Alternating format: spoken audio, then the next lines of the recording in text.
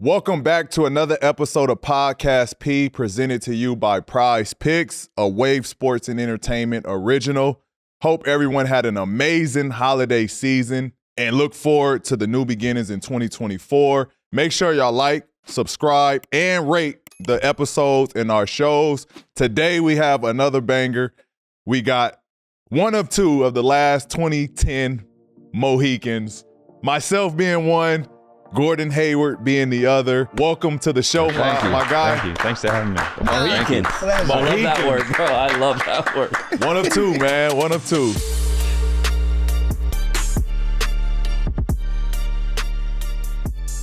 It's awesome to share that with you. I mean, we got to get into all of the likes. We know you're a big-time gamer. Yeah. You know, like I said, me and you share that draft class together. I didn't know you're a big-time chess player. Big time might be overstated. Okay. But I love avid playing chess player. There you go. Yeah. Okay. I'm not that good, but I do like playing chess a lot. I feel like as the years have gone by, like I'm matured a little bit, and so now it's less video games, more chess. You can get games in quicker. Yeah. That's a different gamer right there. Oh yeah. That's a different transition. Do you have a rating? Because don't chess players have certain, like, are you tracking it and everything? I'm right around 1200. So that's good from mine. Generally they say like 0 to 1200, you're like novice. 1200 to 1800 is like intermediate, and then anything over that you're like master level. So I'm like right on the border of novice and intermediate, I'd say. How many games you think you've logged? Actually, I just saw that today. They did this like your chess in a year thing on chess.com, and I think I played 385 games. Okay. Damn. So a couple games a day, but it's 5-minute increments, so you can get games like really quick. You know when you playing somebody, a couple like games a day, you look forward to like, oh, okay, yes, this was an easy one. Or is it like, you want the tough ones? Any of my teammates You know are it's easy. easy. Yeah. Have you played against Yogi Ferrell? I have not. Does he play chess? He's a big time, like, so he was with us, 2-3 years ago? And he would travel on the plane with the chessboard. Dang. And we would play sometimes on the plane. Like real, like over the board chess with over the board, and like everything. you know how the planes are. Like we'll sit side by side, we'll set the chessboard right in the middle, and we would play. He's pretty good. He's pretty good. I play chess a little bit. I would never say I'm even decent at it, Right. but I had a background as a kid of playing chess, and then so I have some history there. But it's fun to play because it's me versus you, and if you want to learn, you can really learn after each game and analyze it and figure out, okay, how do I get better? Mm-hmm. And that part's really cool, especially as an athlete and a competitor. You know what I mean? Like, how do I get better? Look, the NFL season is getting closer to playoff time, and PrizePicks has got you covered when it comes to helping you make some money. That's right. With the season here, PrizePicks is helping me cash in. PrizePicks is a daily fantasy app, and with the NFL playoffs around the corner, you can select 2 or more players, pick more or less on their projected stats, and turn 25 into 250, baby. PrizePicks is really simple to play now. I can make my picks and submit early in less than 60 seconds. It's also that time of the year where many sports are happening at the same time. And of course, PrizePicks allows you to pick combo projections across football and basketball with specials, so you can support all your teams while still cashing in. Look, I don't know about you, but I've been cashing in, Dallas. But we'll get to you on another day, okay? For now, just make sure y'all go visit prizepicks.com/podcastp and use code podcastp for a first deposit matchup to $100. And y'all already know what time it is. Cha-ching! So funny enough, I talked about this moment in season 1. You came back our rookie year. You came back to Indiana, and you had a fast break. I know what you're talking about. Yeah, Dante Jones had you. From my point of view, I thought Dante Jones was going to level you off and was going to set me up to be an easy block at the rim. Yeah. Oh, he let me go. He lets you go, and you're flying down the court. And as soon as I jumped, I just knew this was stupid. You punched the shit on me with the left hand. You remember the moment? I remember the exact moment because for one, like those were my only 2 points the whole game because I wasn't really playing that much back then. And I also remember because when I checked in, I got a standing ovation from the crowd. Like we had just made our big run to the national title game, and so everyone in Indianapolis was still fired up about Butler and me being drafted. And so that was definitely a moment I'll never forget. I mean, one of my favorite moments of my career. nothing personal on you, but it was more just like, being back home. I mean, the first game you get to play when you're back home. I mean, it was so special. yeah. Get a poster of it. Look what he did. Yeah, So you could do the same thing. I could. Yeah, I could. I could do that. It just because the crowd went crazy. Like, Oh, they went he's nuts. from Indiana. They went nuts. And so he punches it on me, and like the crowd just goes crazy. What quarter was it in? It was Had to second be- half. It was second half because It wasn't like a big time bucket though, like yeah, It's kinda like a meaningful bucket type thing, Okay. yeah, like game deciding. Yeah, luckily, I think you Or it guys would've won just that went game crazy. too, if I remember. I think so. But no one that was at the game cared about that. They just cared about me dunking. Did you give him any like looks after or anything like that? Nothing? I don't think so. I was happy to be on the court, to be honest. And like, you know, when you're a rookie, you're just out there trying to make it. Yeah, At least I was. yeah. Dunked on Pete. So we, I think if you're in this league long enough, you're going to get dunked on at some it's point. in bound to time. happen. Somebody's gonna catch you. Right.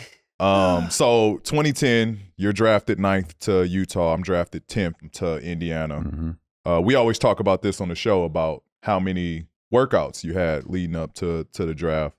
I had 18, which is a lot, and it's been, I think one person beat me. I forget how many workouts you had. It was either 14 or 16. I mean, I had a bunch too. Yeah, Because I think we were both, you know, our careers have been so intertwined throughout the years. We both started with the same agency, mm-hmm. and obviously you went to Indiana, Mhm. 9-10. I'm from Indiana. We both get hurt all the. I mean, Mm-hmm. we're the only ones We left had a right now. workout in Chicago, right? We did the combine in Chicago. Yeah, yeah. And I remember we went out to eat in Chicago. Yeah. I'm pretty sure you blocked my shot in one of the live sections. They surprised me. But yeah, I mean, I think I had 14 or 16 because I was projected to go anywhere from like 5th to like 28th. And so I was working out for everybody. Yeah. And didn't really know until I think we got the phone call because I was there in New York. Were you there in New York too? Mm-hmm. Mm-hmm. I got the phone call sitting at the table, and Mark's like, Utah's going to take you right here. And that was like, it wasn't like I knew where I was going to go. Yeah. You worked out with Utah? I did work out with Utah. That was the best workout I had as far as the guys. It was like 8 players. I think 6 of us were drafted in the first round. Okay. First or second round. It was a bunch of wings. So you had a good one, yeah. And I don't remember I don't think I was killing by any means, but I had a good workout. Yeah. But it was just a loaded workout. Did you want to get drafted by Indy? Like, did you want to come? There was a part of me that did, but I think it was it would have been really nerve-wracking to get drafted by Indy. Yeah, a lot be of back pressure. Mm-hmm. You know, I left after 2 years, and like I said, Butler was still, everyone was still so excited about the run, and they went back again the next year. They were still really good, Mm-hmm. but you have all these distractions, friends, family. You know, Butler's 20 minutes from where I grew up. Mhm. I mean, so Indy would have been. I mean, it's home. Yeah, So go ahead. it would have been hard to play. Yeah, exactly. You know what I'm saying? Exactly. Look, man, you know I'll meet you there. Yeah. Tickets, family members, everybody. And it's hard Too to, much. I mean, it's, especially at that stage of my career, I think it was good that I didn't get drafted by Indiana. I Mhm. mean, I'm sure my friends and family would have loved to have me there, Mm-hmm. but I think it was good to be able to go away and Mm-hmm. Remember I whole say the start same my own thing because in hindsight, obviously, Clippers was the 8th pick, and I would have loved to been drafted by Clippers and stayed home, but it was just something about going away and then going to Indiana. Indiana is a basketball culture there, like, Mhm. and so I think the young me really benefited off of being just hunkered down to playing basketball. Like that's Right. like I feel like that's what you do. Like, you know, there's no distractions. There's, you know, you literally lock into the gym, and Indiana's all about basketball. So I think it worked out perfect that I went there first. yeah, a little smaller market too. You're not getting as much into trouble. or Exactly. Not as much Exactly. to do. Just helps you get going, I think, professionally, Mm-hmm. which was similar with me in Salt Lake. I mean, Salt Lake is similar to Indy size-wise, Mm-hmm. and there's really just from your apartment to the arena to the airport Mhm. and back. I Mhm. mean, that's all really that I did that Yeah. first year. Yeah, same. I was gonna say, Like, did you have a chance to work out with Miami at all? I'm not sure if you I said did that. work out with Miami. Yeah, How was that workout? Because everyone that comes on the show, he swears it was like the most difficult I workout was full ever. court ones. See? I mean, defensive slides, the whole deal. Yeah, that was a tough workout. I Yeah. remember. I was telling him, like, yeah, see, No, it's no, full it's- court it's one true. on one. It's Full court true. one-on-one But I is had to tough. do this That's shit brutal. against all point guards. So Yeah. like I had defensive point guards. Like I had Avery Bradley in it. I think Dominique Jones. I had a couple workouts with them. And they're And who Avery's a else? dog on the ball too. Eric Yeah. Bledsoe. Like I had like, Oh, you and we're ain't playing all the one-on-one time. full court. And I'm telling them like the whole time, I'm like Magic Johnson, like backing these motherfuckers down full court because they just in my shit. Oh yeah. When you arrived to Utah, you have a great coach in Jerry Sloan, and your team was just stacked with Deron Williams, Al Jefferson, Paul Millsap, Andre Karolinko. Coming in as a rookie, what was it like being in that locker room environment with that team? Yeah, I mean, so we were supposed to be good. And like I kind of mentioned earlier, my thing was I wasn't very highly recruited coming out of high school. Like I wasn't a McDonald's All-American, anything like that. So, I mean, it was my dream to play in the NBA, but I never really thought I would get there. So the fact that I was drafted in the first round to any team, I was just trying whatever I could to make it. So I was, trying to be a sponge, soak up everything I could learn, just trying to do all the little things that I could to be out on the court. And like I mentioned, I didn't really play in the very first part of the season, and be very sparingly. But I had some great vets, D-Will, Al, AK. I mean, you think about all the vets that we've had over the years, and like you look back and it seems like it was just yesterday, even though it's been 14 years. But for whatever reason, they didn't.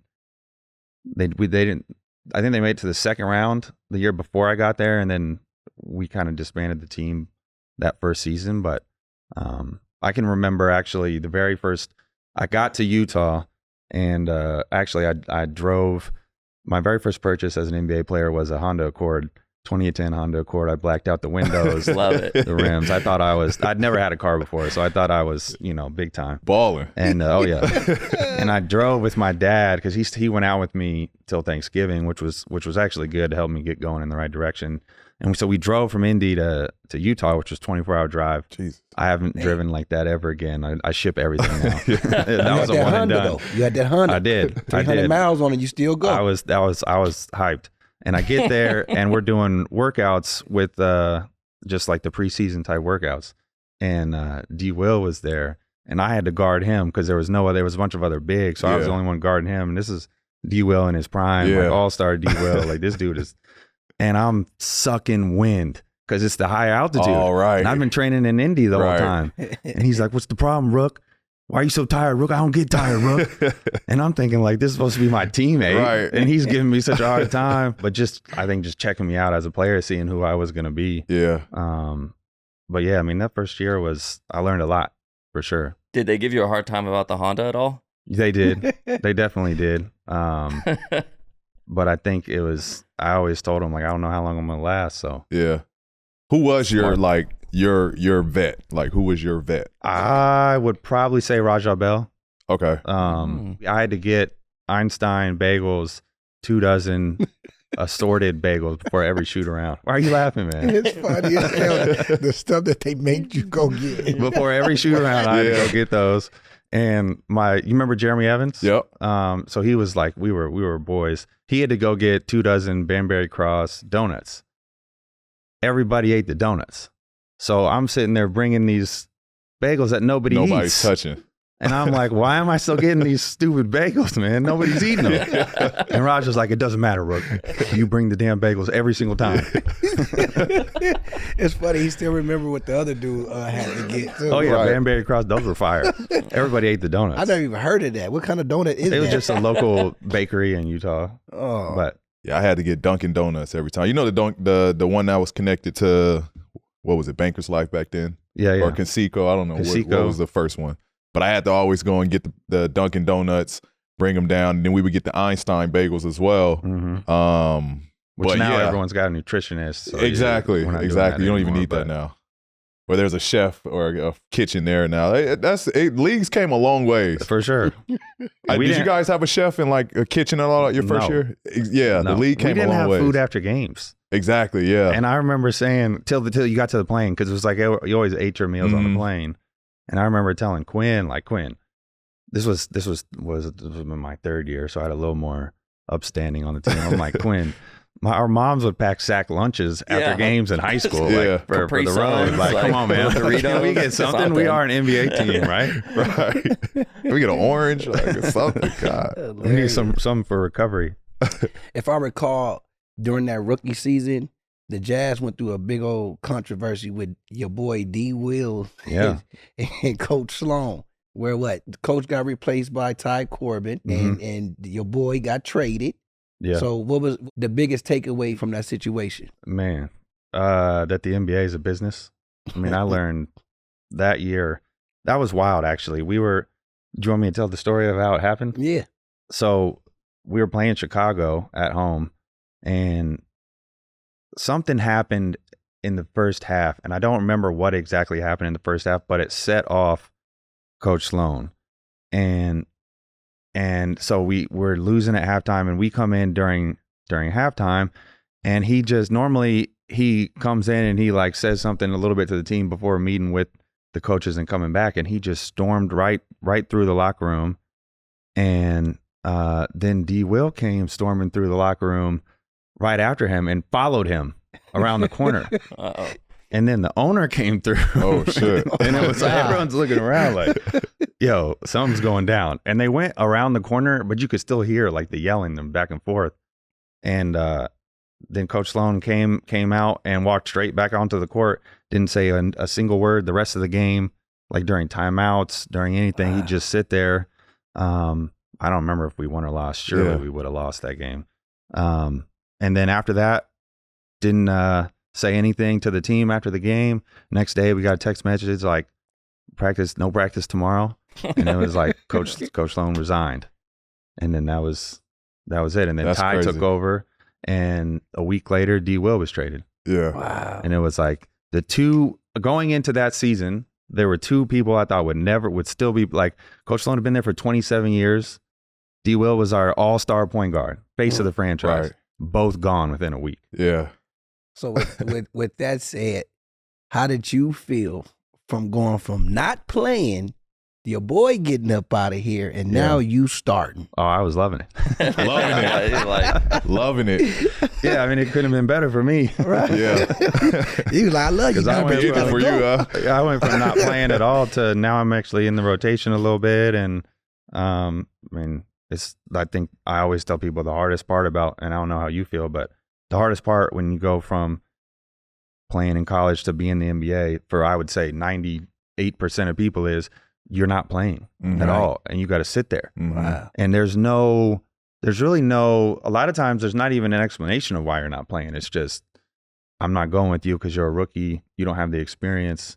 I mean, Coach Sloan said to me one time, I think he threw me in, and I didn't play the whole first half, didn't play the whole third quarter. And then he threw me in the game. It was against Minnesota in the fourth quarter, just threw me in the game. And I went in there and played really well. I think I had 10 points. We won the game. And the next day at practice, he was like, you played really well yesterday. I'm not going to play you moving forward here.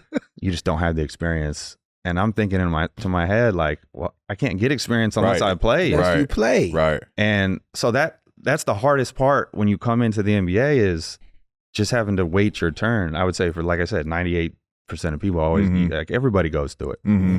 And that was the hardest part for me as a rookie that year, and something that I just, like you said, you learn. It's a business. They got, ultimatums and agendas, the people that are running things, and you're along for the ride sometimes. Yeah.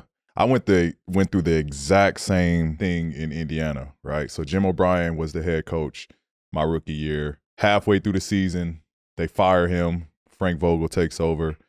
I wasn't playing at all. DNPs after DNPs. Then after they fired Jim O'Brien, I starting, right? So it was a big transition, but like, I remember I would get cussed out in games that like I wasn't even suited up for. Like, It's your fault. No bullshit. Like, we'll be watching film and it'll be a game that like I'm wearing a suit and he's killing me in film, like as if I was making the fuck ups. Like, He killing like you in while what you in way? a suit? Like, how's he killing Look you? at Paul looking stupid over there in that suit. Look at him in a suit sitting there on the bench. no, he would be like we'll be watching film and like he'll just be cussing me out, like, see, you skinny God. prick. This is like he would say he would say shit like this in film, like, Wow. skinny prick. This is why we are doing this, and this is why, like, we can't seem to get in, like, he would just cuss me out. Like, I would do good in practice, and I would steal the ball from, like, Danny Granger, right? And he'd be like, come on, Danny, like, don't let the skinny prick, like, he would, and I'd just be like, damn, like. I mean, he was really hammering home the skinny thing. Huh? Yeah, he would hit home on this every time. He was trying to hint you. Get some weight, get your weight up. But it was like I was, and I think he lost the team. Like, that was the reason we fired him. He lost the team. The way he was just talking to us, it was just crazy. But I say that to say we both went through the same evolution from not playing to starting to play going into year 2. You started 17 to finish off your rookie year, then go to 58 games. I was on the same wave of starting 19 and then second year starting 66. Talk to me about the biggest adjustment from those 2 seasons where you're not quite sure when your minutes is going to be used to now we need you and you're a part of this team. Yeah. I mean, it's almost a different game when you're the player on the end of the bench that you don't know whether or not you're playing at all, and then you get thrown in there, and you're really just out there playing not to mess up, which is a really tough way to play basketball, and I don't think a lot of people understand that. When they, fans are yelling at the player that comes in that never plays and then airballs or something, like that's not who they are. You know what I mean? Like they don't have the opportunities to then when you are starting and you do have responsibilities. It's a little less, in my opinion, it's less pressure. I feel like I can mess up and still be out on the court, and I know that I'm going to play each game, and I think that gives you confidence too. And the more you play, the more confident you get, the more experience that you have. And so I remember actually talking with one of my buddies about that, and how me and you both at the same time were starting to play more, and it was like the best thing for us, because you're not gonna learn things unless you just get out there and experience them. And so being able to do that and mess up, and at the time after we traded D. Will, and then I think the next couple years we still had Paul and Al, but then we traded them, and then it was full like rebuild mode, and there was almost just like zero pressure on the team to win. And that was like the best thing for my development, because you're able to go out there and hoop. Nah, it can just be me. And just, and you're going to mess up, you're going to make mistakes, but the team wasn't necessarily worried about it. And so you can just grow as a player. Yeah, I agree with that. Like that was the best for me. My second year, I had someone to look up to in Danny Granger. So from afar, I would just watch how, like, I always knew and had the confidence that, like, all right, at some point, like, I'm going to be one of the best players in this league. But I've always also been that person to be like, I know I have to wait my time. Like, so let me just learn as much as I can. And like I said, I had someone ahead of me that kind of showed me the ropes. And watching Danny on a night-to-night basis, like, the game just seemed so easy for him sometimes. Like, he could score, shoot the shit out of it. He was strong as shit. He could post up. So it was like an easy cheat code to be like, oh, okay, like, you learn from him. Yeah, at some point, like, all right, I see how you did that, or I see how you're reading the game, like, so. But I've always admired your game. I always felt like this dude plays like me. Like, we have a similar play style. He can score from 3 levels. He defends. He can play make, push the ball in transition. And so, like, I was. Like, whenever you guys played, I was always checking to see, like, oh, let me see how Gordon do tonight. Like, yeah, for sure. I think that's something that I always did that with. I ain't gonna lie, you pushed me. Yeah. Well, I think it goes back to what I was saying about us having our careers just intertwined. I mean, I think especially too, because I'm from India and you were drafted in Indiana and we were drafted so close and similar positions. Like, I was always checking on you as well, and as long as the other guys in our class too, you're rooting for them a little bit, seeing how they're doing. But I think it is pretty amazing where the last 2 left. It's crazy. I don't know if we just old or like we're definitely old. Yeah. I can tell you firsthand, being on the team that I'm on right now. We're old. You We got a lot of young youngsters. guys. We're old, bro. Yeah. Who the oldest on y'all team? Pick one. You guys got to be one of the oldest Yeah, teams in right. the I league, think we're right? top 3. Who else is older than you guys? Russ. No, Russ PJ. and PJ? PJ's PJ 38. PJ's 38. Dang, PJ 38. Yeah. Who's the youngest? Wow. Brandon? Boston? Primo. Josh Primo. He's 21. Just turned 21. And we know probably who's the oldest on you. Probably you, huh? Ish, Yeah. actually. How old is We Ish? picked up Ish. He's 34? 35, I think. Oh, 35. Because he's our draft class, but I think he played came 4 out years. later. I got it. Yeah. Okay. And then the youngest, of course, is Brandon. What I would say, Brandon. Miller, right? Yeah, he's got to be the youngest. Got to be the youngest, right?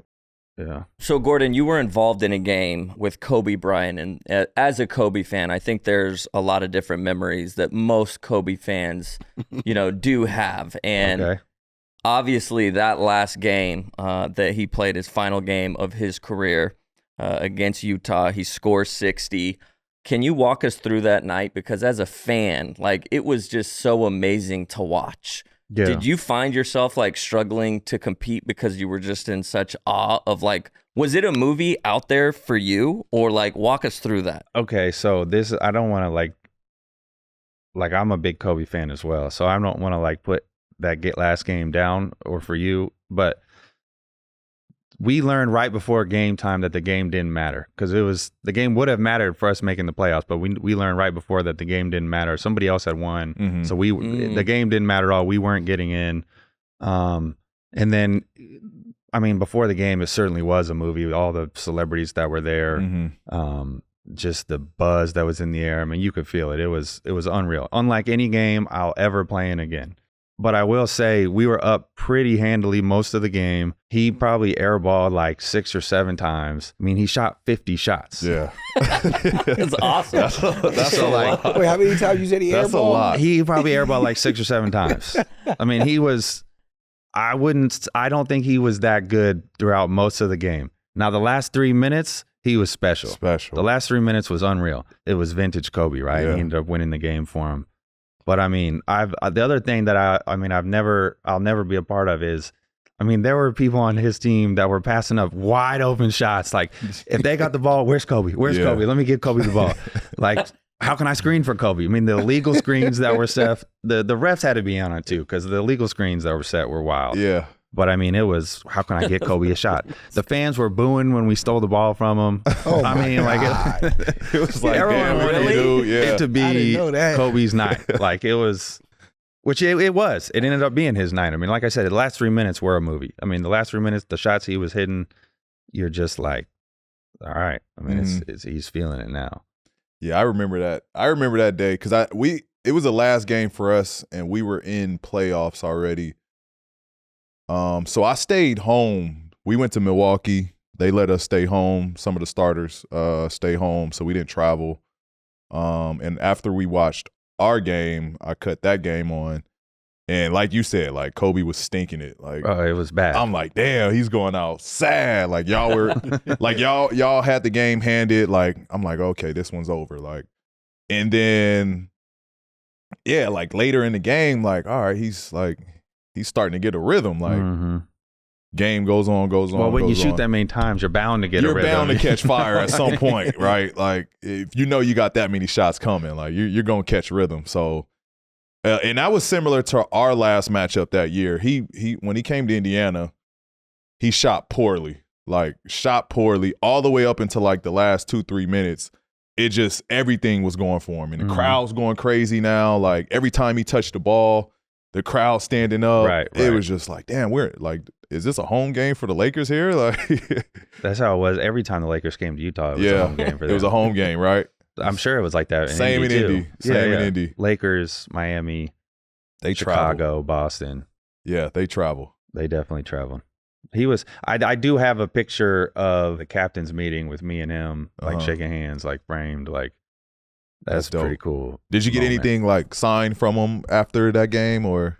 No, but I'm pretty sure we all got I don't remember, but I think there was we all got Kobe's last game shoes or something like that. Okay.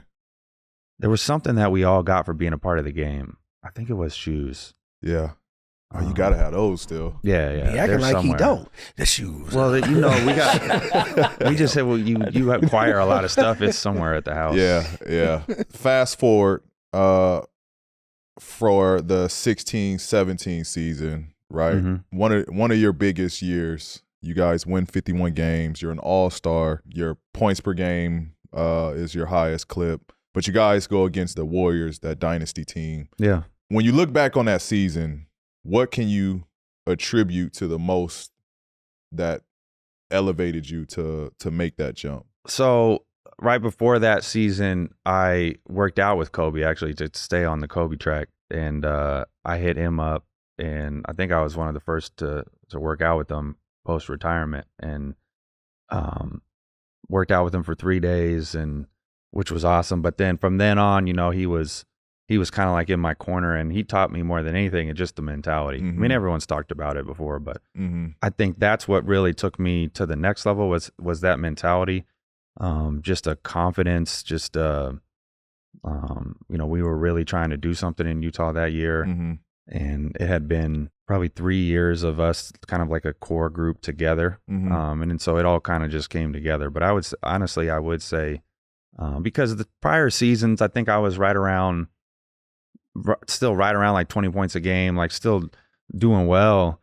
But I think just having him, I mean, he would send me text messages after games, and we would chop up film. And so I think just having that mentality is kind of what took me to.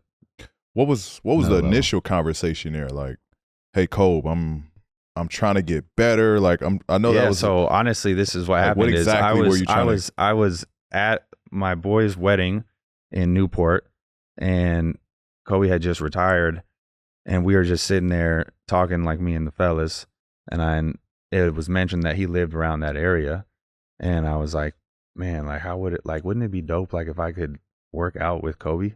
And we're just talking about like, yeah, bro, like you should hit him up. And now I'm getting like nervous, like I'm texting a girl or something. You know what I mean? So Write like I get his number. Yeah, I'm like, yo, what do you think about this? What do you think? Is this good? But real talk, I got his number and sent him a text message that was like, hey man, like I would love to get in the gym with you and work for 2 or 3 days. I can come to you for however much time, anytime that you could give me. Like I want to get better and I want to learn from you. And again, it was like the situation where you're like looking at your phone, like waiting, waiting to see who's texting me. And I remember my mom texting me, like, God damn it, Mom. Like, all excited. I'm waiting for your text message. Do you still got them text messages? I don't have the text messages, but I have the emails. So anyway, so then he hit back like, yeah, bro, I would love to, let's do it. I'm in town X days, whatever. And we ended up setting it up. And when I was done with the 3 days with him, I had him send me all of his workouts that he would do in the summers, like his weight workouts, his track workouts, his shooting workouts. And he wrote out the whole thing down in an email and sent it. And I think at the end he said, I know it's a lot of shit, but if you're not trying to be the best, then what the fuck are you playing for? Wow. And that was the way he ended it. And I need Kobe. that email because I'm trying out next year. Need that. Dang. And I definitely That's dope, still have though. that email. That's dope. Which is really cool. So I love the favorite. The ending part was my favorite. I don't even care what he said. I know. All the other stuff. Was it the crazy 3 a.m., 4 a.m. workout? Oh, it was 3-a-day workouts for sure. And Yeah. if you weren't up at 3 a.m., there's no way you're doing them. I mean, I was hyped obviously after those 3 days. And so I went back to Indy actually. I was visiting family before going back home, and I did the morning workout of one of the days, and it was all his workouts are all like makes. Like it's like 1 dribble, 1, 2, left, right, jump shot, make. You're making 15 of them, and then going to the right, doing the same thing, and then 2 dribbles. So like it was not complicated at all. It was just a lot of makes, and I was probably 90% hitting on these shots. And it still probably took me 2.5 hours in the gym to do this morning workout. I'm exhausted. I'm drenching wet. Yeah. And it was supposed to be then go back, eat something, go to the track, do sprints, go back, then go do weights, then come back at night and do another workout like that. Yeah. And I'm like, there is no way Yeah, you keep that you that can email. possibly do this. Ooh, damn. I mean, I was hitting shots. If I wasn't hitting shots, Yeah, I would have been it there would for take like 4 Imagine. hours. Yeah, imagine. At least. So so did you guys go through this during that 3-day workout? No. The workouts that we did during those were more just well, actually, like, so the first day that we're there, you don't mind me telling this story? I want to know exactly Okay. what happened in those The 3 first days. I'm day trying to get better. Shit. You need that email, P? We all need that email. The first day that we get there, I'm there with my assistant coach, Johnny Bryant. He said to meet us at the gym at 7 o'clock, gave us the address. And so I don't know what's about to happen, but I know that Kobe's crazy. Mhm. And I'm thinking he could have me run around this gym. I got to be well fueled. Mhm. We're up at 5:30, me and my assistant. We're eating a good ass breakfast. Yeah. Okay. And then we're getting to the gym and we're there at 6:15, like early. Yeah. You know what I mean? Because I don't want him to be there. Everyone's heard the stories. Right. We showed up at this elementary school and it's like no one there. And we're walking around like, this is not a good look, us walking around this early AM, this elementary school. No one's there. We go into the gym. Gym is locked. And we're walking around like trying to find a way in. Again, this doesn't look good. Yeah. And a janitor opens up the gym or comes to the door and is like, what are you guys doing here? And we're like, we're here to see Kobe. And he's like, yeah, okay. We're like, no, for real. Like, he said to meet us here at 7. And thankfully I'm tall, or else there's no way he would have believed us. But he's like, if I would believe you, but if it was really Kobe, he would already been here. So, but you know what? I'll open up the gym for you. So open up the gym. The gym was being redone. There's no lines on the court. It's just like the hoop and like the wood. And the wood, the floor. And so then we're in there, we're shooting around. I'm stretching out real good and everything. And 6:45, no Kobe. 7 o'clock, no Kobe. 7:15, no Kobe. And I'm thinking like, okay, should I text him? Like, what should I call him? Yeah. 7:30, no Kobe. So we're like, all right, let's just hit him up. See, so I text him like, hey man, just wanted to make sure this is the right address. I'm at the spot. He's like, oh, you're there? Like, texted back immediately. Yeah. Oh, you're there? Word, I'll be there in 5 minutes. 5 minutes later, he walks in, throws his keys off to the bleachers, doesn't say any like, my bad, I'm late, or yo, what's up, man? How you doing? He's like, ball. And I threw him the ball, and we worked for like 2 hours on all like mid-range footwork. And soon as he was done with that, after about 2 hours, he's like, all right, same time, or no, he goes, all right, 5:45 tomorrow, I'll send you the address. And he dips. And I'm like, What, he had a looking at, different address every time? well, I'm looking at my assistant because I'm telling you, he literally like went over to the thing, grabbed his keys, and left. Wasn't Kobe's like awesome, good work. man. Wasn't like, yo, that was really good. Or like, You did great. no, he's like, oh, 5:45 tomorrow. I'll give you the time and the address. So I'm thinking like, he wasn't here at 7. How is he gonna get here at 5:45? Yeah, I Right. want to know why he was late. Right. Like, So the next day we showed up at the spot 5:45. Kobe was there before us. Opened up the door, like we go in there, did another workout. He stayed after for 30 minutes. We watched film. I think and it was like that the next 2 days. Yeah. And I think the whole thing was him just like testing me, like, who is this? Does he want to work? Yeah. Is he gonna be bullshitting? Like, what's his deal? Like, because I'm not gonna put in the effort if he's not going to, Right. type thing. Right. nah, And then ever I'm since sure, then, like, it I was, can see that. I yeah, can I'm see him sure, doing like, that for sure. he probably went back in the car, like, laughing, like, I wonder how got many. his ass. I wonder how many people got them stories of they scared to hit Kobe up. Everybody. I bet you everybody got a Everybody. story like that. I wonder why they so scared to hit him up for advice. because he's That's like crazy. he's like your idol, you know, like he's somebody you grow up watching. And I'm sure, like, did you have any moments your rookie year? Because when I was a rookie, you know what, I'm there at 4:30 before the games. Like, but there's a bunch of players where it's like I grew up fans. So when you see them for the first time, you're like, you're geeked, you know? Yeah. Right. And Kobe was another one where it was like, Kobe walked by us and was like, hey, Rooks, what's up? First time we played him in preseason, and me and my boy are like, he just said what's up. Yeah, You know? I tell the story like all the time. Like, so like T-Mac and Kobe obviously was my idols. And I remember the first time playing both of those guys, but when we played T-Mac, I'm guarding him, and he's in Atlanta at the time. And this is like, you know, this is not the same T-Mac that we grew up liking. But like as I'm checking him, I'm like, damn, like I don't even want to pressure him. Like, Right. Oh, yeah. I'm not trying to steal from him. Like I was just in such a awe. Like this man was glowing in front of me. Right. It's no bullshit. Like I literally was like, And you know me, like I like playing defense. Like I'm guarding him. I'm like, damn, like I don't want to pressure him. They're like, should I put my hand? Yeah. Like, all right, let me just token defense. Like, and he was just like so casually, like just dribbling the ball up the court. Like it was a cool moment. What was the first like? Because I told the story the first time I guarded Kobe, and he like elbowed me, and like I go for one of his pump fakes. He elbows me and like talks to our bench. B. Shaw's one of our assistants at the time. He's like, "Yo, check the young fella for feathers," and I'm like, "What kind of like what? Like that's a different level of like shit talking." Right. Did you have like a Kobe moment, your first matchup with him? So I would say at the end, once I started playing at the end of my rookie year, we played the Lakers towards the very end. And I think I had just had a career high in Sacramento, like 19, and I was feeling good. And then we played them the next night. And like I kind of went toe to toe with him. And I think I had like 23, set another career high, and then got a stop on him to win the game at the end of the game. That was like definitely like I think I made it in the NBA type moment. Where I don't know if it was me getting a stop or him just not hitting the shot, but you know, it was something that I'll always remember. Yeah, you got a chance to see him 4 times a year too. We got more than that because remember we had 8 preseason games. Remember that? Yeah. Oh yeah, we were in LA for years. like a week.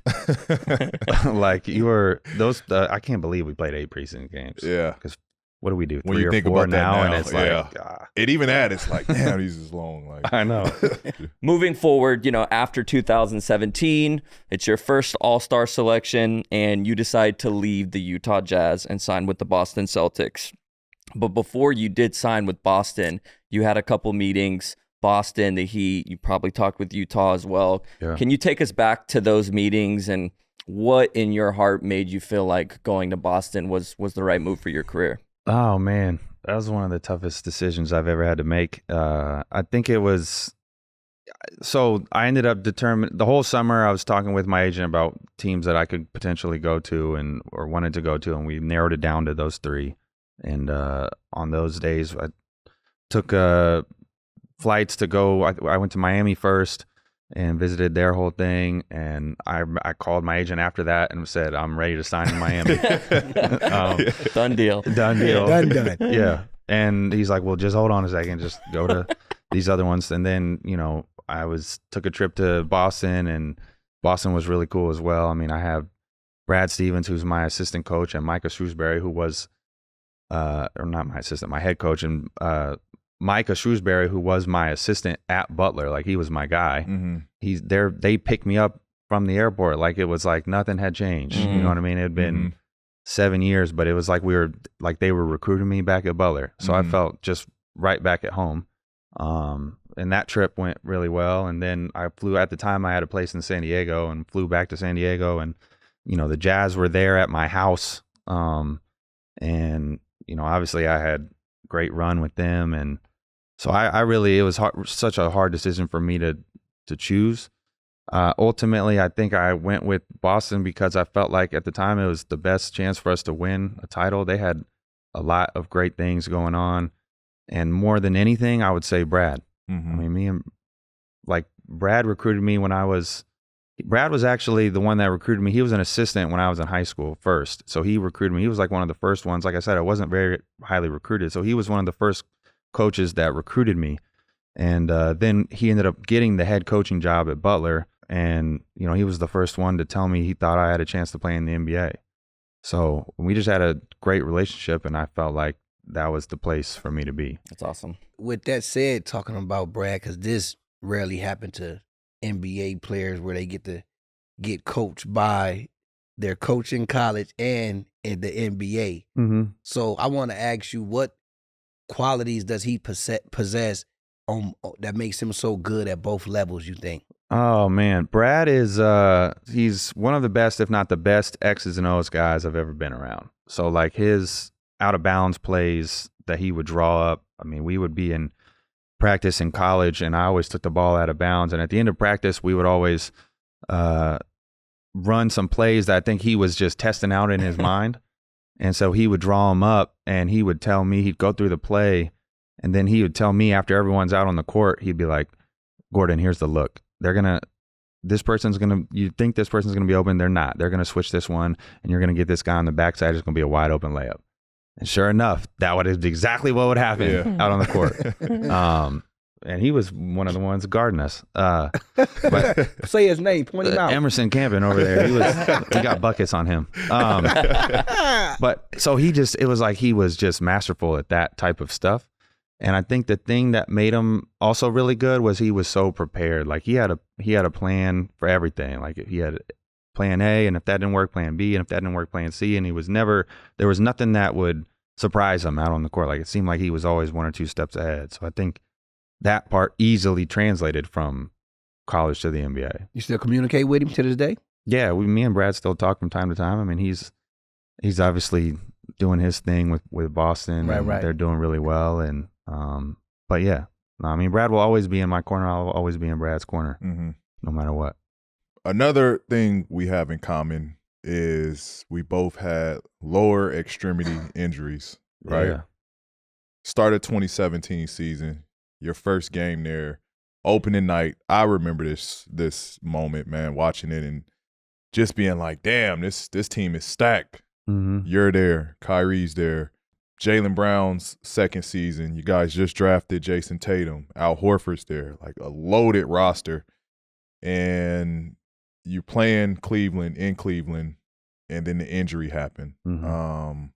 Just before we get into the injury part of it, just talk about like, what was that expectation like? Like you said it yourself, you felt you could have won there, and you guys had something going there. But what was those internal conversations like leading up to the start of that 2017 season? Yeah, I mean, that part was all brand new to me. I'd never been on a team that was expected to compete for a title and or win a title. But I think that was one of the reasons why I wanted to go there. Because I knew that that if I went there, we would have something special. And, our training camp I felt like we were trying to get adjusted to each other.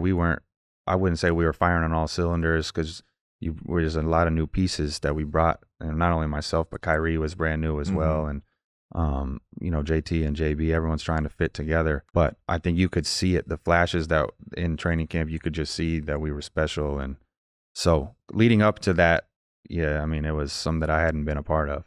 Walk me through the difficulties of that process after being injured, the rehab process, because I heard that you said it wasn't necessarily the physical part of it. It was more the mental and just being away from the game that kind of lost you a little bit.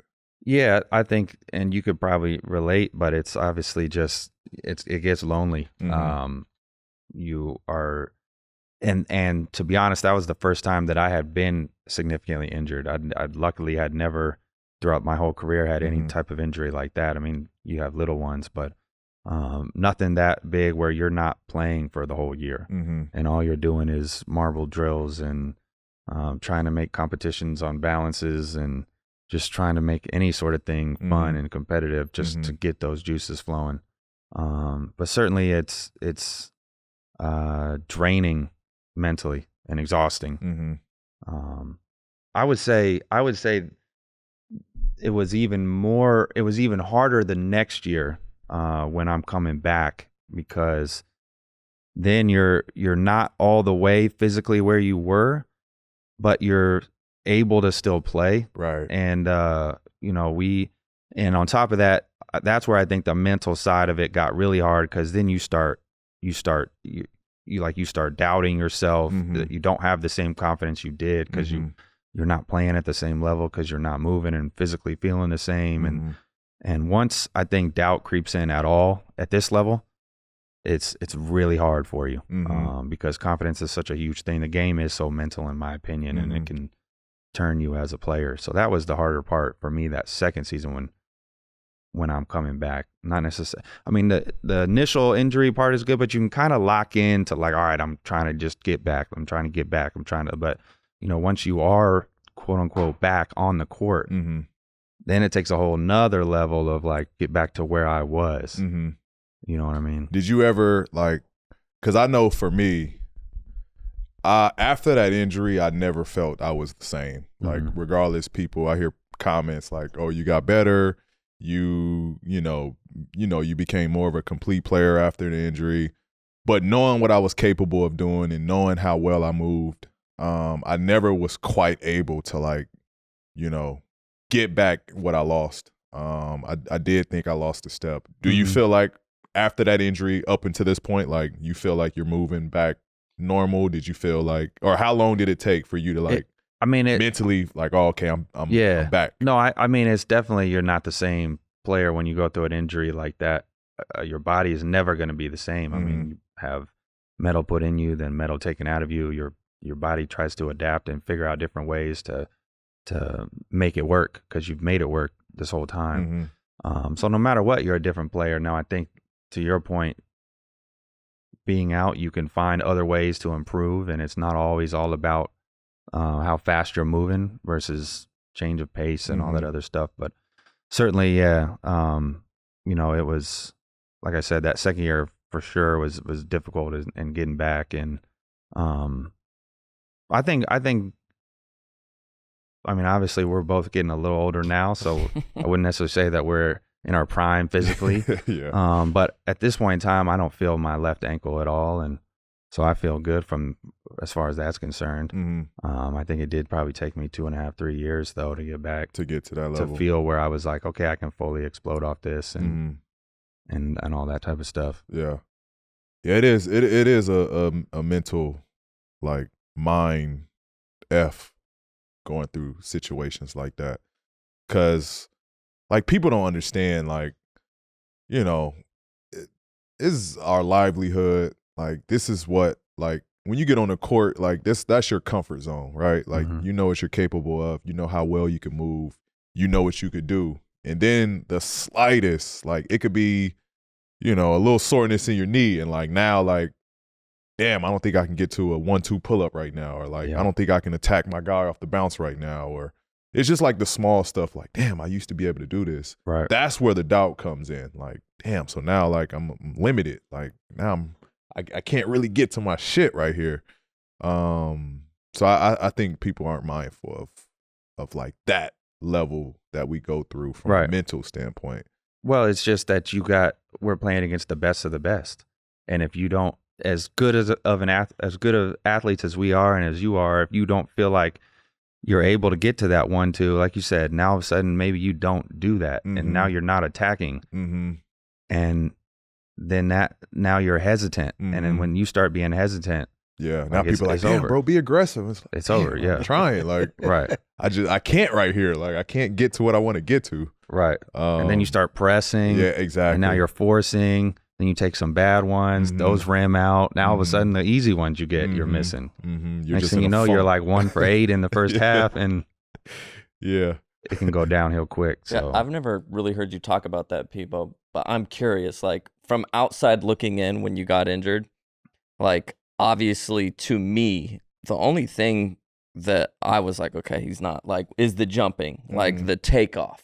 Because he was explosive. He could go in and dunk on somebody. He was a little explosive. Yeah, I mean, clearly not that explosive if, you were able to. But, like, watching it, like, you also felt like even just, like, a defensive stance or a hard jab step was more difficult for you, you'd say, after that? Yeah. I definitely felt like I just wasn't, like, my push-off wasn't the same. My slides weren't the same.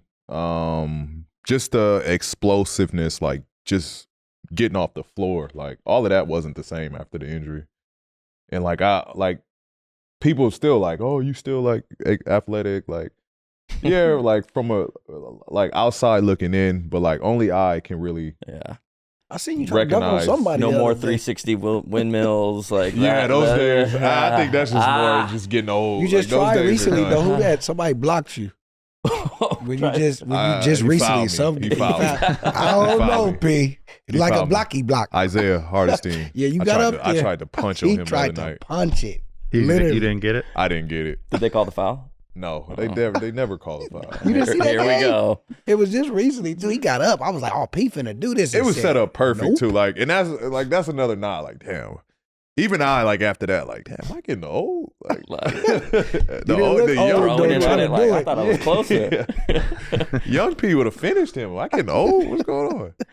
So, Gordon, you mentioned the following season that you had with the Celtics, loaded with talent. You guys end up finishing 4th in the Eastern Conference, and you get knocked out in the second round versus the Bucks. Kyrie decides to leave the Celtics for the Nets. But despite all that talent, it just seemed like you guys couldn't get together, whether there was chemistry issues. I know there was a ton of media surrounding the whole Kyrie situation. In your mind, why weren't you guys as successful as what you could have been? In my eyes, it was just we all had, there's too many agendas, and the agenda to win the whole thing was not the main one. And not to blame anyone either, because I think it was all human nature. I mean, I'm coming back from where the last season that I played, I was an all-star. So I'm trying to prove that I'm still an all-star. Kyrie was hurt the year before, too, didn't miss the playoffs.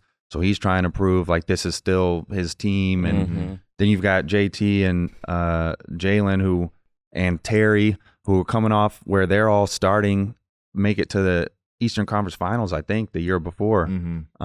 Like they're all trying to prove like we've arrived and we've made it and I'm an all-star. And, then you had Marcus Smart trying to prove he should be starting and leading the team. And we also had Marcus Morris, who's really good. Like Y'all were loaded. We had probably 8 players that had career highs of like over 40, who were all like arguably in their prime. Like it's not like we were old and everyone used to, like everyone was Whoa. still like That's not a no.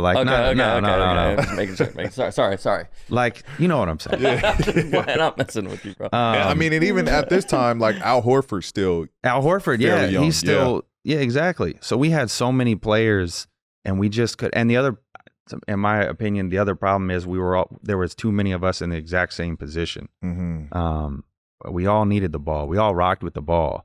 Like Kyrie isn't necessarily a spot up shooter. Like I'm not really a spot up shooter. JT's not so none of it. Like we all like to have the ball and do our thing. And there's only one basketball. It's hard to make that work. And so I think that was our biggest issue, was we were just trying to all prove stuff individually and never really came together as a team. And even so, we still made it to the second round, and that was with all the difficulties that we had. Were y'all having those hard conversations of like, hey, we get it, it's one basketball, like we got to figure out. We had like 8 of them. Okay. At least. Did you guys walk away from it like with a level of comfort knowing that like, all right, we're on the same page here? It got worse every time. I mean, it was like one of those things where it's like we've had 5 players only meetings, and things were said that were the right things, but I think it, like I said, it's just in one ear, right out the other. Like, okay, that sounds nice, and we do need people to sacrifice, and we need it, but that person shouldn't be me. Yeah. Like, you know what I mean? It should be him to sacrifice, and I'll be the one that's leading the team. Yeah. But everyone's thinking that. Yeah. You know what I mean? Yeah. So, I mean, I could give you stories for days on that, but tell them that's what we're here for. That's not. I can't. I'm not allowed to do that. So that's that. No, we don't want to open any votes that shouldn't be open. Yeah. But I just only asked that because it's a similar situation to what we had to go through here to start the year out. Adding James to this group and the conversations we had to have about sacrificing and what that looked like. And I think it's different from where we're at to where you guys were at. We're an older group. Everyone's been paid. Everyone's, it's not like we're individually still trying to crack this code of who we are in the league. We all kind of know who we are. And at this point, only one of us has won, and that's Kawhi. So it's like whatever it is to do that we need to do individually to win. Like I'll make that sacrifice. So yeah, that was the only reason we asked. Yeah. I mean, I think that you hit that part huge. I mean, it's like you guys are clearly, and I mean, Emerson was saying yesterday, he saw you, he was watching the game and was just seeing the conversations that you guys were having during timeouts amongst each other. Like clearly they're trying to win. They could see that they're trying to figure it out and trying to put together a big time run here, which I mean, after playing you guys, it should definitely be possible. Yeah, it's gonna be hard. It's gonna be hard for somebody to beat you guys 4 times. Four times in a series. Yeah, that's how we're looking at it. Like, we might have a game where we're not connected. Like something's not working, but like, come on, it's Clippers. tough to do that 4 times Clippers. against us. Come on, Clippers. I'm Clipper fan. I gotta do that. Now, I want to ask you about 2 young ballers Mm-hmm. that you played with early in their NBA career, and they go by the name of Jaylen Brown and Jason Tatum. Yeah. Yeah. You funny, B. Shut up. I want to know how apparent was their talent from day one, and did you ever envision them becoming the premier duo that they became? Their talent was definitely apparent day one. The first open gym that I played in, it was apparent with them. JT has always been able, ever since I've played with him, he's always been able to score at every level. I mean, he was like his ISO game, I remember in the open gym where it was like, man, this kid is 18 or 19 years old doing all of this. Mm-hmm. And JB was, I can remember, I've had to like work out hard every summer to get to be like 230 where I'm at now. And I would say I'm decently strong, not like, but whatever. He like, it was like his second year and he's 6'8", 230. And it was like, what in the world? Like jumping out the gym solid, Damn. And so it's like, man, these two. And actually on my visit with the Celtics, I was riding in the car with Brad, and he said his vision was for us to, like me and Kyrie and Al, to kind of run the team for the first 3-4 years and then have Jaylen and Jason take over after that. So he could see it. I don't think anyone envisioned it happening as fast as it did. And I think because I got injured, because Kyrie got injured, it just opened the door for them to get that experience that I was talking about at the very beginning of this. Mm-hmm. And that was the best thing for them, because they were able to hoop without, like, if I'm still there, like, they're not getting the ball as much, just how it's going to be. Mm-hmm.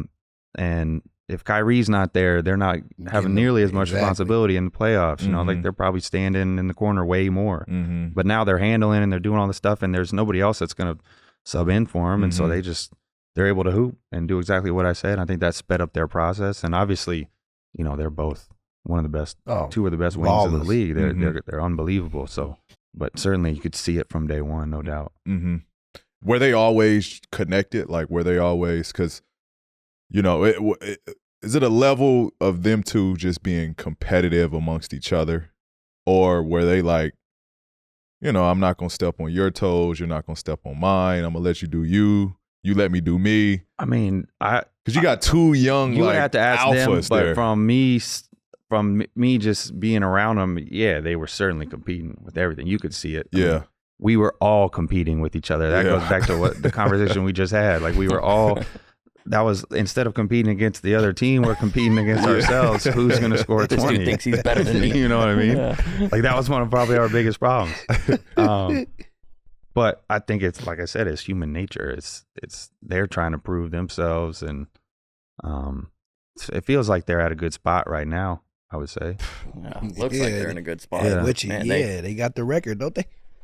Jason Tatum, they both look good, but that last Boston game, Jason Tatum, he was fun to watch. Yeah. Just like, he's good. Like, how do you guard him? Yeah, he's unguardable. He's unguardable. Both of them. He little P. Little young P. I call Jason Tatum young P.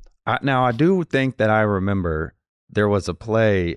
I think I was hurt, and they played you guys, and I think he like crossed you or something and hit a dagger. Yeah, he dropped me. Yeah. It was that was like that might be his welcome to the NBA moment. Yeah, I remember, and he did it like so humbly. I remember like it happened, and then people were like asking him like, "Damn, bro, you're not gonna like post or like you're not gonna say something about what you did." He was like, "Nah, like that's like ultimately PG's my guy. Like I'm not gonna do that." But yeah, I think he stepped on my foot. That's what they all say. He set me down. He definitely set me down with a little. I just remember when I was watching that, like, man, this kid is special. Yeah.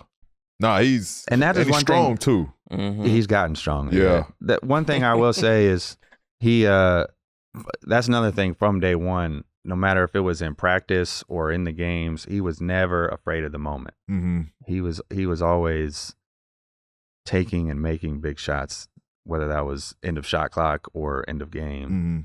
which is rare. Which I think that's rare. To want those moments. Exactly.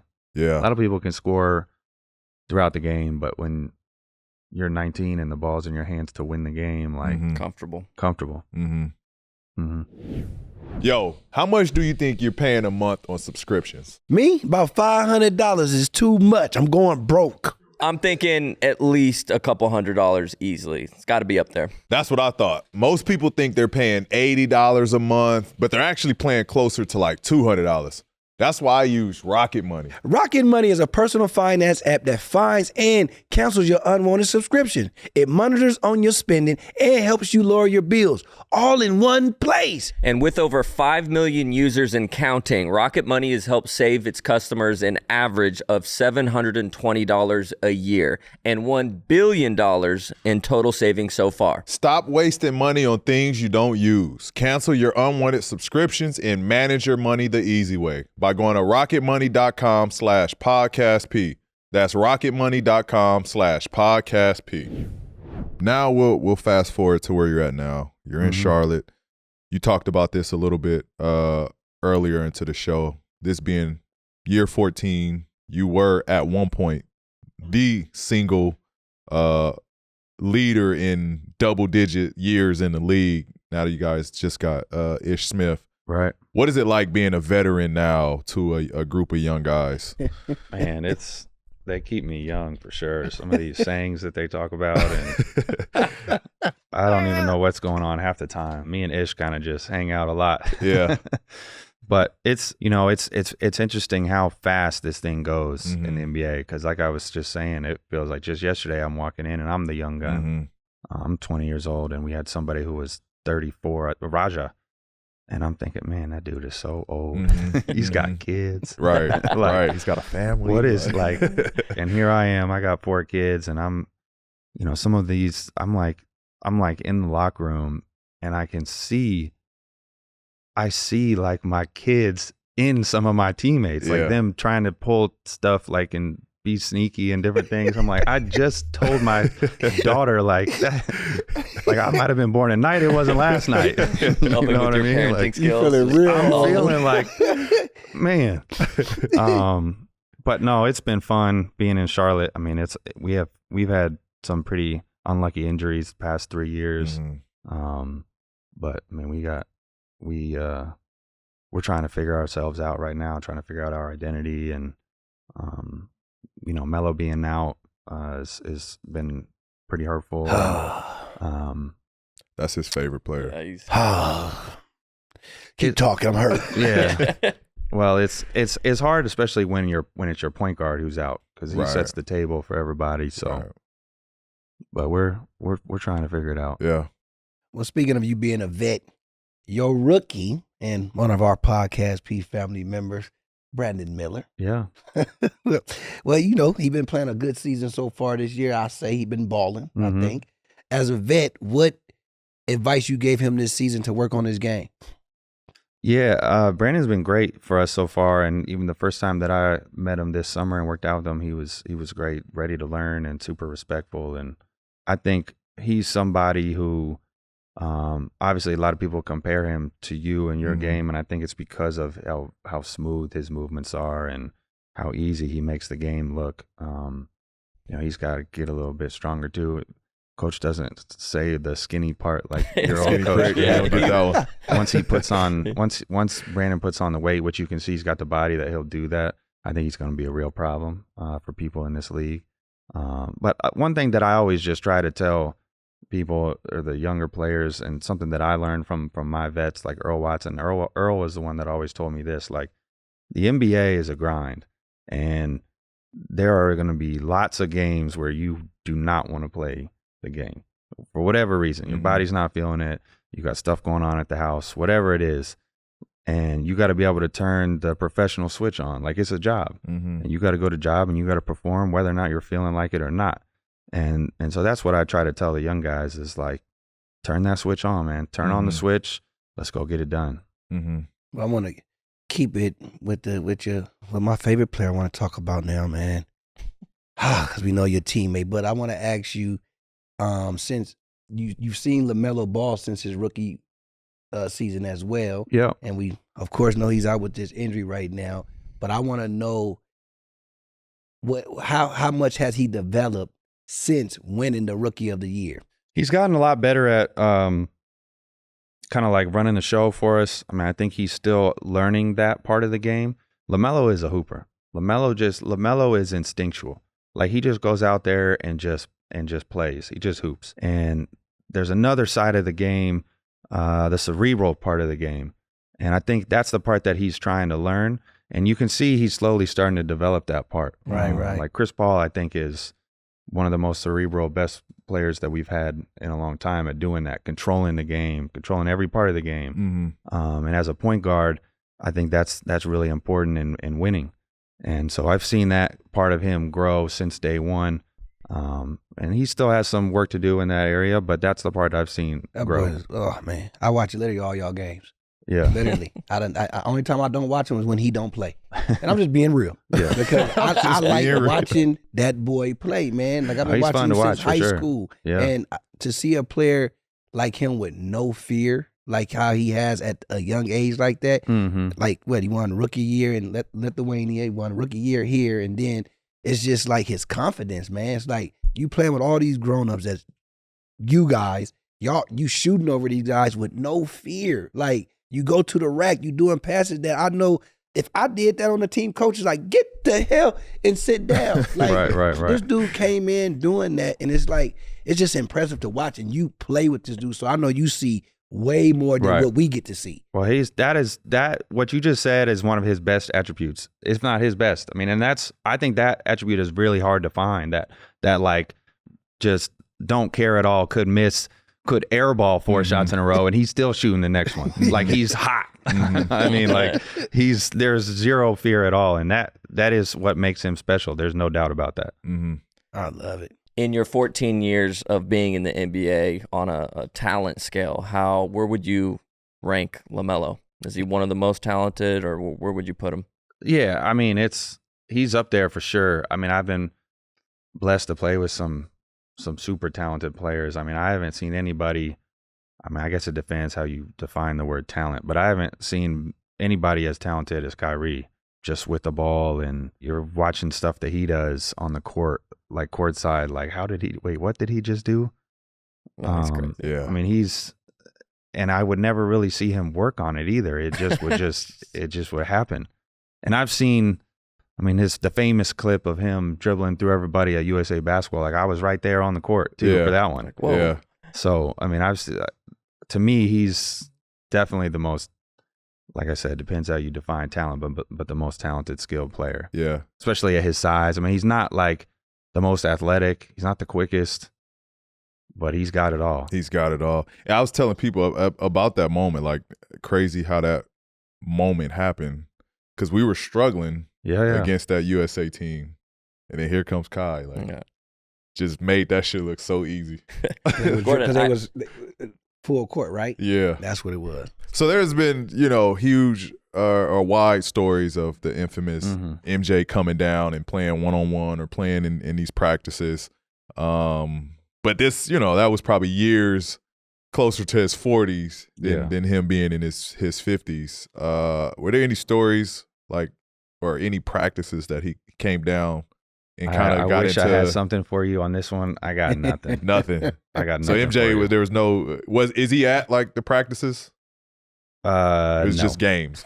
No, he came to some games, but like 2 or 3 since I've been there. He's probably been less than like 5 or less since I've been there. Okay. What? Because we would have LaMelo? Yeah.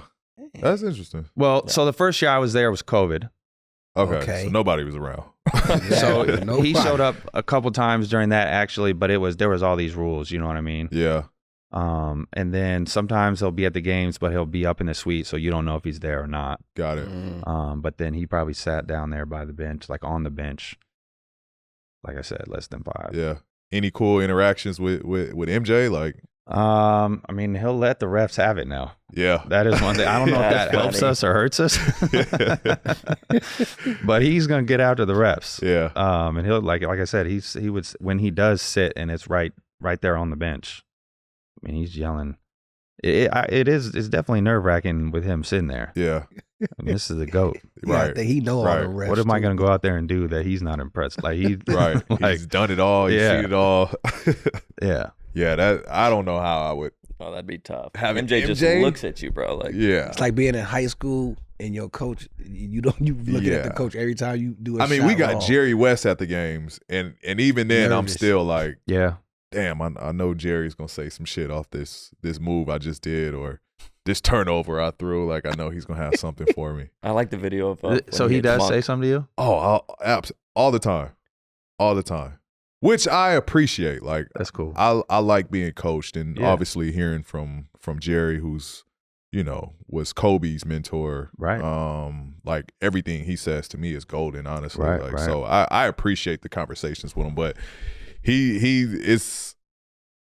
comes around a lot, but like when like it is those moments, he's definitely gonna let you hear like hey, like you should have did this, or Yeah.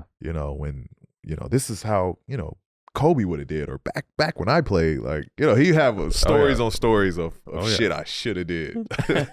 Want to finish up on this part of the conversation as you approach your final years in Charlotte. What does the future hold to you as you're winding down the last couple of years of your career? Like how like what do you want to accomplish going forward? That's a good question. You know what? I think it's hard to look too far in the future because I don't know. I think ever since I got injured, I like to just take it game by game because you just never know which game would be your last. Mm. And so right now I'm loving playing in Charlotte. My family loves living in Charlotte. We got four great kids. And so I'm just loving being where I'm at. Love that. You're all girl dad, right? No, we got my last one's a boy. The last one's a Hey. boy. I got the boy. That's right. Yeah, that's right. That's right. Yeah, that's right. That's Three right. I girls, remember. and then the last one was boy. Yeah, that's right. I remember my wife was telling me like they're expecting again, and I knew at the time you had 3 girls. Oh yeah. So I'm like praying for them. I man. hope, and Bro. I just had Y'all my really boy. like so twins. I was Yeah. so Y'all hyped. whole career the same year. Yeah. The injuries. My the last one was a y'all boy, both played so- on 3 Boys. teams, right? So you've got 3 kids. 3 kids, 2 girls, 1 boy. Okay, what are the ages? 9, 6, and 2. Oh yeah, we are right there. Y'all fucking Yeah. twins, dude. 'Cause 8, 7, 4, and 3. So This yeah, is yeah, we're right there. crazy. that We're means definitely Christmas right there. must have been hype for you. Yeah, They're well, like the perfect ages. yeah, but my oldest is crazy. My oldest is like not into like So quiet. girl kid or kid shit anymore. Like she asked for Yeah. her big thing was like facial. What does she want? She wanted makeup and She stuff. wanted now? the fridge to keep. Wasn't it a makeup fridge? Yeah, like, but it where was they can keep it skincare. cold? Like Oh, her my biggest gosh. request was like skincare products, and I'm like, what? Got it though, didn't you? You don't want no Barbies. The Barbies is done. We're done with Barbies. Like, Done. what are we doing It here? goes by fast though. It's like Yeah, one day all exactly. into it, next day, come on, Dad. Yeah. That's dope, man. So yeah, I'm right along with you, man, as how I want my future to shape out as well. Like I'm right along with you. Like you don't know when is your last game. You don't know what to expect. You just try to put one foot forward and see how far you can take it. Mm-hmm. You think you got like, I don't know, another 3-4 years? That's another great question, man. Yeah. We'll have to see where life takes me, to be honest. Mhm. If it's 3 or 4 more years, that'd be great. If it's not, that'd be great too. That'd be great too. You're right. You You're know what? good either way. I'm good either way. Love it. Love Yeah. that. So, Gordon, we always wrap up the show. We do a PG starting 5 where the guest is going to pick a team against P's team centered around a subject like best dunkers, best shooters. Okay. And so for today's PG starting 5, we're going to be selecting players from the 2010 draft class. So we're going to go from the 1, 2, 3, 4, 5, and you get the first pick. Okay, so John's going to be my 1. I'm going to go, damn, E.T. was my guy, but I'm going to go Jordan Crawford. Jordan Crawford at my 1. Your 2 guard. 2 guard, I'm going with PG as my 2. Hey. Got him. So now he can't pick him, right? Yeah. Nope. I can't pick him then, right? Yeah. He can pick you. All right, me and John doing a Dougie right now then. You know what I mean? We doing our shit. At the 2, I'm going to go Lance. I'm going to go Lance at the 2. Go Born Ready. Oh, man. Oh, man. 3 guard.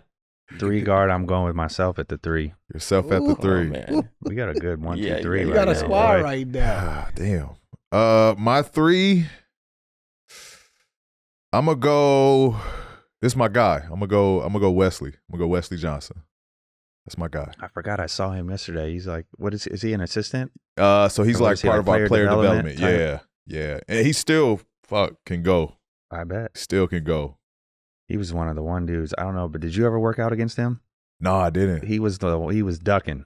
Yeah. Him and ET were both. Well, I mean, they were both like running. They were like top Projected 3 locked. for yeah, sure. top Which- 4 locked. But I remember I was trying to work out against them. Yeah. I was you were praying trying to, I like, got into a workout with those guys. Improve your draft stock. Okay, Power that forward. was a 4. Now is this is like we're playing in today's NBA or like No. because in 2010 you had to have Yeah, double a bigs solid like you had to 4, have right? Yeah. Zach Randolph and Marc Gasol like Bynum and Pau Gasol. Hey, Which this one your are we team. doing? Yeah. We doing 2010. Who do you want to put out on that floor? All right, I'm going Al Farouk then at the 4. I'm going small. You going small ball? Small ball. Al Farouk at the 4. Okay. I'm going to go, damn. Who do I want as my 4? I'm going to go just off of his college career and who was a bucket. I'm going to go Luke Herringody. Luke Herringody was our draft class. He was our draft class. Really? Yeah. He was a bucket. 5. Man, Al Farouk's gonna have a hard time blocking him out. little unorthodox pick there. Okay. At the 5, we're going DeMarcus at the 5. Damn. Yeah. Your team's That's a killing good this one. team. You got you won. I won, right? You go Yeah, back. I know. Yeah. I don't even. We I could have can't even. snake drafted it, so I appreciate y'all helping me out with that one. We got, just I'm pick gonna go. somebody. I'm gonna go Derek Favors. I'm gonna go Derek Oh yeah, Favors. D at the 5. Fave. Oh, that's That a was my good one. team. Yeah, I'm gonna go D Fave. Got Might- that's the only chance. Might be I the got. most lot. You for sure won that one. I think that was your. Yeah.